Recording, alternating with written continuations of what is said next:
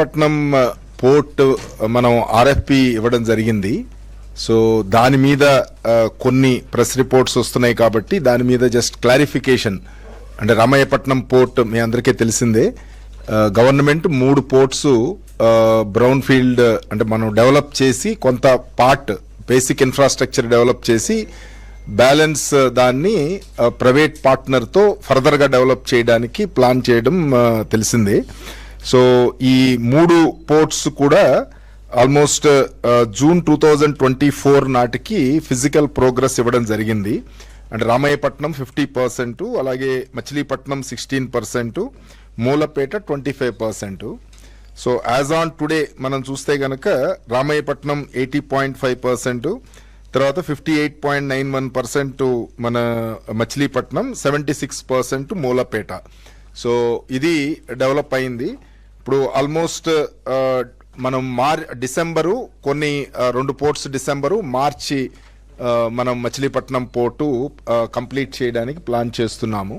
So దీనికి సైమల్టేనియస్గా మనం mechanisation births మనం 4 బర్త్స్ మనం కట్టడం జరిగింది. సో మెకనైజేషన్ కూడా సైమల్టేనియస్ చేయాలి కాబట్టి ఇప్పుడు ఫస్ట్ రామయ్యపట్నం పోర్ట్ని మనం ఆర్ఎఫ్పి ఇవ్వడం జరిగింది. సో ఇందులో అంటే ప్రామినెంట్గా చూస్తే కనుక అంటే మనం చేసిన ఇన్వెస్ట్మెంట్ అంటే సుమారు 4,900 కోట్లు మొత్తం ల్యాండ్ ఎక్విజిషన్ ఇవన్నీ కాకుండా ఆల్మోస్ట్ డిఫరెంట్ ఫేజెస్లో ఇంకా 16,000 కోట్ల వరకు దాంట్లో ఇన్వెస్ట్మెంట్ చేయాల్సిన అవసరం ఉంది. సో ఓవరాల్గా మనం పీపీపీ బేసిస్ మీద మనం ఎంటైర్ మన స్టేట్లో మనం ఆల్రెడీ ఒక 3 పోర్ట్స్ మనం డెవలప్ చేశాము, గంగవరం, కాకినాడ అండ్ కృష్ణపట్నం. సో ఈ 3 పోర్ట్స్ కూడా 2 green field development PPP basis మీద చేశాము. ఒకటి బ్రౌన్ ఫీల్డ్ కాకినాడ కొంత 3 బర్త్స్ డెవలప్ చేసి మనం పీపీపీ కింద ఫర్దర్గా డెవలప్ చేయడం జరిగింది. ఓవరాల్గా కంట్రీలో చూసిన మేజర్ పోర్ట్స్ కానీ non major ports, especially non major ports అంటే స్టేట్ గవర్నమెంట్ టేకప్ చేస్తున్న పోర్ట్స్ అన్నీ కూడా పీపీపీ బేసిస్ మీదే మనం చేయడం జరుగుతోంది. ఈవెన్ మేజర్ పోర్ట్స్ ఇంతకుముందు మేజర్ పోర్ట్స్ డైరెక్ట్గా ఓన్ చేసి రన్ చేసే పొజిషన్ ఉన్నప్పటికీ కూడా ఇప్పుడు ప్రస్తుతం చూస్తే గనక ఇవి కూడా మేజర్ పోర్ట్స్ కూడా ఆల్మోస్ట్ అన్ని births either construction, mechanisation and operation and maintenance కానివ్వండి, లేకపోతే ఈ ఆల్రెడీ వాళ్ళు డెవలప్ చేస్తే కనుక మెకనైజ్ చేసి ఆపరేషన్ అండ్ మెయింటెనెన్స్ కానీ పీపీపీ ఆపరేటర్స్తో చేయడం చూస్తున్నాము. సో ఇందులో మనం ఈ పర్టికులర్ ఆర్ఎఫ్పిలో ఈ ప్రాజెక్ట్ స్ట్రక్చరు DB-40 బేసిస్ మీద మనం ఇస్తున్నాము. అంటే మనం డెవలప్ చేసింది కాకుండా బ్యాలెన్స్ ఇంకా ఫర్దర్గా డెవలప్ చేయాలి కాబట్టి 30+20 years 30 years with additional 20 years అనేది మన ఎగ్జిస్టింగ్ పోర్ట్స్ కూడా మనం గంగవరం అండ్ కృష్ణపట్నం కూడా సిమిలర్ మోడల్లోనే మనం ఇవ్వడం జరిగింది. సో ఇది కంపల్సరీగా కెపాసిటీ ఎడిషన్ అంటే ఇప్పుడు మనం డెవలప్ చేసిన 4 బర్త్సే కాకుండా దీన్ని ఫస్ట్ మెకనైజ్ చేసి దాన్ని ఆపరేషన్ మెయింటెనెన్స్ చేయడంతో పాటు డిఫైన్డ్ టైమ్ లిమిట్స్ అంటే 45% కెపాసిటీ యూటిలైజేషన్ రాగానే ఆటోమేటిక్గా నెక్స్ట్ ఫేజ్ ట్రిగ్గర్ అయ్యేటట్టు నెక్స్ట్ 2 బర్త్స్, తర్వాత మళ్ళీ ఇంకో 2 బర్త్స్, ఈ 4 బర్త్స్ కూడా అయిపోయిన తర్వాత సెకండ్ ఫేజ్ మనం బ్రేక్ వాటర్స్ అవన్నీ కూడా డెవలప్ చేయడానికి పెట్టుకోవడం జరిగింది. సో మన అథారిటీకి 12% ఈక్విటీ స్టేక్ అనేది మనం ల్యాండ్కి ఇన్ లియూ ఆఫ్ ల్యాండ్ మనం తీసుకుంటున్నాము. ఇది కాకోకుండా 1,500 crores మనం అప్ ఫ్రంట్ ప్రీమియం తీసుకుంటున్నాము. సో దాంతోపాటు మెయిన్ కీ పారామీటర్ ఇందులో గ్రాస్ రెవెన్యూలో ఎంత పర్సంటేజ్ ఇస్తారు అనేది. ఇది గ్లోబల్ టెండరు, ట్రాన్స్పరెంట్గా ఎవరైనా పార్టిసిపేట్ చేయడానికి అవకాశం ఉంటుంది.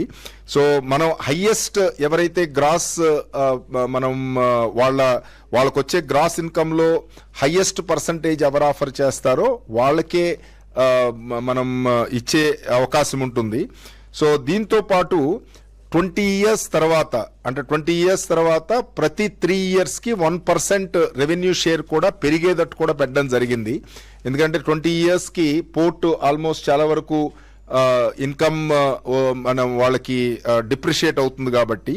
అలాగే మినిమం గ్యారంటీడ్ రెవెన్యూ కూడా ఫస్ట్ ఇయర్ నుంచే మినిమం 10 కోట్ల నుంచి 5వ సంవత్సరం దాటిన తర్వాత 50 కోట్లు, 10వ సంవత్సరం దాటిన తర్వాత 100 కోట్లు, 15వ సంవత్సరం దాటిన తర్వాత 150 కోట్లు, అది మినిమం ఇది కూడా పెట్టడం జరిగింది.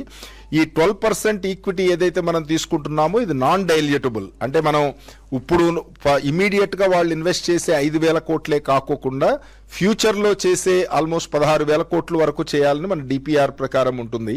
సో అది ఇన్వెస్ట్ చేసినా గానీ స్టేట్ గవర్నమెంట్ ఫర్దర్ గా ₹1 కూడా ఇన్వెస్ట్ చేయకోకుండా 12% స్టేక్ అలాగే మెయింటైన్ చేసేటట్టు మనం టేకప్ చేశాము. సో ఇది ట్రాన్స్పరెంట్ గా జరుగుతుంది టెండర్ ప్రాసెస్. అందుకనే 90 రోజులు మనం టైం ఇచ్చాము. సో 1 మంత్ తర్వాత ప్రీ బిడ్ మీటింగ్ లో అన్ని పోర్ట్ ఆపరేటర్స్, ఇండియాలో ఉన్న మేజర్ పోర్ట్ ఆపరేటర్స్ అందరినీ కూడా ఇన్వైట్ చేయడం జరిగింది. సో వాళ్ళు ఇచ్చే సజెషన్స్ కూడా దృష్టిలో పెట్టుకుని ఇది స్ట్రక్చర్ చేయడం జరుగుతుంది. సో ఆర్ఎఫ్పిలో అంటే ప్రైవేట్ కి ఇచ్చేయడం కానీ అలా ఏముండదు. ఇది కంప్లీట్ గా గవర్నమెంట్ పోర్టు, గవర్నమెంటే ఓనర్షిప్ ఉంటుంది. ఇది ఆ పర్టికులర్ టైం కన్సెషన్ పీరియడ్ టైంకి వాళ్ళకి operation and maintenance responsibility develop చేసి ఆపరేషన్ మెయింటెనెన్స్ రెస్పాన్సిబిలిటీ ఇస్తాము. 50 సంవత్సరాల తర్వాత ఎంటైర్ పోర్ట్ మళ్ళీ బ్యాక్ కి గవర్నమెంట్ కి వస్తుంది. సో దాని తర్వాత ఫర్దర్ గా గవర్నమెంట్ మళ్ళీ ఫర్దర్ బిడ్డింగ్ అది చేసి డెవలప్ చేసుకోవాలి. సో ఇది రామాయపట్నం పోర్ట్ గురించి. తర్వాత జువ్వలదిన్నె ఫిషింగ్ హార్బర్ కి మనం మన స్టేట్ లో మనం ఫేజ్ 1లో 4 ఫిషింగ్ హార్బర్స్ మనం డెవలప్ చేశాము. సో ఆ 4 కూడా ఆల్మోస్ట్ 95% జువ్వలదిన్నె అయితే మిగతాయి కూడా 70 నుంచి 85% ప్రోగ్రెస్ ఉన్నాయి.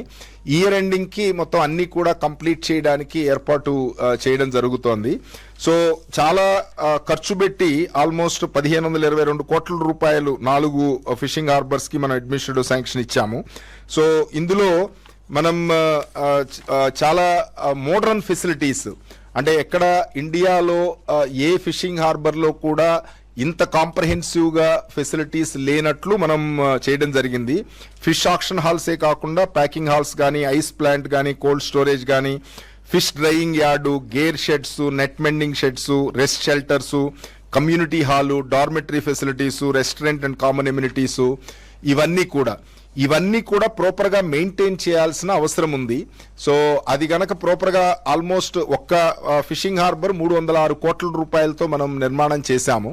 ఇది గనక ప్రాపర్ గా మెయింటైన్ చేయకపోతే గనక ఆల్మోస్ట్ 6,100 మంది ఫిషింగ్ ఫ్యామిలీస్ ఏదైతే దాని మీద డిపెండ్ అవుతున్నాయో వాళ్ళకి ఆ బెనిఫిట్ రాదనే ఉద్దేశంతో ఇది కోఆర్డినేటెడ్ గా మెయింటైన్ చేయడానికి ఒక O&M ఆపరేటర్ ని, ఆపరేషన్ అండ్ మెయింటెనెన్స్ ఆపరేటర్, అంటే ఫస్ట్ 5 years ఇస్తాము. అతను కనుక సక్సెస్ఫుల్ గా రన్ చేస్తుంటే గనక అనదర్ 5 years ఎక్స్టెన్షన్ కి ప్రొవిజన్ పెట్టడం జరిగింది. సో ఇది మన ఇక్కడే కాకోకుండా తమిళనాడు, కేరళలో major fishing harbours major number maintain చేస్తున్నారు. అన్ని చోట్ల కూడా O&M ఫెసిలిటీ ప్రైవేట్ వ్యక్తులకి, అంటే ప్రైవేట్ అంటే out sourcing agency some companies కి ఇచ్చే ఏర్పాటు చేయడం జరుగుతోంది. సో ఈ కమిటీ మనం దీనికి కూడా మెయింటైన్ చేయడానికి ఒక డిస్ట్రిక్ట్ లెవెల్లో డిస్ట్రిక్ట్ కలెక్టర్ ఆధ్వర్యంలో ఒక అడ్వైజరీ కమిటీ పెట్టడం జరిగింది. సో ఈ కమిటీ ఆధ్వర్యంలోనే O&M ఆపరేటర్ పనిచేయాల్సి ఉంటుంది. క్వాలిటీ ఆఫ్ మెయింటెనెన్స్ కానీ, క్వాలిటీ ఆఫ్ ఆపరేషన్స్ కానీ ఇవన్నీ కూడా డిస్ట్రిక్ట్ లెవెల్ కమిటీ ఎప్పటికప్పుడు పరీక్షిస్తూ ఉంటుంది. సో ఇప్పుడు ఈ బెనిఫిట్స్ అన్ని కనుక ఫిషర్మెన్ కి ప్రాపర్ గా అందాలి అంటే గనక ఇది ప్రాపర్ గా మెయింటైన్ చేయాలి. కాబట్టి ట్రాన్స్పరెంట్ గా కాంపిటేటివ్ బిడ్డింగ్ ప్రాసెస్ ద్వారా మెయింటెనెన్స్ ఆపరేటర్ ని, ఇది ప్రైవేట్ వాళ్ళకి ఇచ్చేయడం కాదు, ప్రైవేటైజ్ చేయడం కాదు, ఓన్లీ ఆపరేషన్ అండ్ మెయింటెనెన్స్ మాత్రం ప్రైవేట్ ఏజెన్సీ ద్వారా చేయడం జరుగుతుంది. దానికి మినిమం లైసెన్స్ ఫీ 60 లక్షలు పర్ యానం పెట్టడం జరిగింది. సో అలాగే పెర్ఫార్మెన్స్ సెక్యూరిటీ పెట్టుకోవడం జరిగింది. హైయెస్ట్ యాన్యువల్ లైసెన్స్ ఫీ ఎవరైతే కోట్ చేస్తారో వాళ్ళకి ఈ మెయింటెనెన్స్ ఇచ్చే ఏర్పాటు చేయడం జరుగుతుంది. సో ఈ ఇన్కమ్ అనేది ఓన్లీ గవర్నమెంట్ నిర్ణయించిన రేట్లు, అంటే బర్తింగ్ ఛార్జెస్ కానీ, వార్ఫేజ్ ఛార్జెస్ కానీ, ఆక్షన్ హాల్లో జరుగుతున్న ఆక్షన్స్ మీద 1.5% కమిషన్ కానీ, ఇవే తర్వాత వెహికల్స్ అవి వచ్చిన పార్కింగ్ ఫీజు, ఇవి డిఫైన్డ్ గవర్నమెంటే డిసైడ్ చేస్తుంది ఎంత కలెక్ట్ చేయాలి అని. సో దాని ప్రకారమే కలెక్షన్ అవుతుంది. ప్రైవేట్ ఆపరేటర్ కానీ ఎవరైనా ఎక్స్ప్లాయిట్ చేయడానికి ఏం అవకాశం ఉన్నది. కలెక్టర్ ఆధ్వర్యంలో కమిటీ ఎప్పటికప్పుడు నిరంతరం పర్యవేక్షిస్తూ ఉంటుంది. సో ఈ రెండు ఇష్యూస్ మీద జస్ట్ క్లారిటీ ఇవ్వడానికి మనం బ్రీఫ్ చేయడం జరుగుతోంది. అంటే మీ అందరికీ తెలిసిందే, ఈ 4 ఫిషింగ్ హార్బర్స్ మనం అడ్వాన్స్ స్టేజ్లో ఉన్నాయి. ఆల్మోస్ట్ డిసెంబర్కి ఇవన్నీ కూడా కంప్లీట్ చేయడానికి శాస్కీలో ఫండ్స్ టైఅప్ చేయడం జరిగింది. సో డిసెంబర్లో కంప్లీట్ చేస్తాము. ఈలోపు పీపీపీ ఆపరేటర్ ఫస్ట్ జువలదిన్నికి పెట్టి మిగతా 3టికి కూడా O&M ఆపరేటర్ పెట్టడం జరుగుతుంది. సో ఇందులో ప్రైవేటైజ్ చేసేది ఏమీ లేదు. మనం ఓన్లీ ఫెసిలిటీస్ ప్రాపర్గా మెయింటైన్ చేయాలి కాబట్టి O&M ఆపరేటర్ను మాత్రం పెడుతున్నాము. ఆ O&M ఆపరేటర్ కూడా డిస్ట్రిక్ట్ లెవెల్ కమిటీ కలెక్టర్ ఆధ్వర్యంలో ఉన్న కమిటీకి రిపోర్ట్ చేయడం జరుగుతుంది.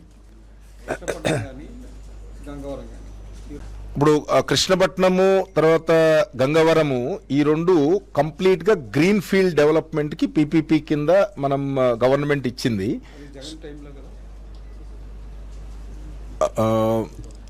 2099 కృష్ణపట్నం 97 అండ్ మన ఇది 2003 కదా, 2003 గంగవరము అండ్ కాకినాడ 99. సో 97, 99, 2003 ఈ 3 మనం పీపీపీ కింద ఇచ్చింది. లేదు అంటే ప్రీవియస్ దాంట్లో ఏంటంటే 10.4% మనకి ఈక్విటీ స్టేక్ ఉండేది. ఆ ఈక్విటీ స్టేక్ ని అదానికి ఇవ్వడం అనేది 2000 అదే అంటే బేసిక్గా ఈ 2021లో ఈ షేర్స్ అమ్మడం జరిగింది. అంటే బేసిక్గా ఇప్పుడు ఈ ఈక్విటీ మనం తీసుకునేది మనం త్రూఅవుట్ ద కన్సెషన్ పీరియడ్ ఇప్పుడు అమ్మితే గనక చాలా తక్కువ వస్తుంది. అదే ఫుల్గా డెవలప్ అయిన తర్వాత పూర్తి స్థాయి ఇన్వెస్ట్మెంట్ పెట్టిన తర్వాత అమ్మితే గనక మంచి రేట్ వస్తుంది. అందుకని ఇది నాన్ డైల్యూటబుల్ ఈక్విటీ పెడుతున్నాము. ఇప్పుడు 12% మనం ఏదైతే పెడుతున్నామో డైల్యూట్ అవ్వదు. ఇప్పుడు ఏదైతే మనం ఇనీషియల్గా ఇప్పుడు ఏదైతే ఇస్తున్నామో వాళ్ళు 20,000 కోట్లు పెట్టిన తర్వాత కూడా సేమ్ అదే 12% ఈక్విటీ మనకి మెయింటైన్ అవుతుంది.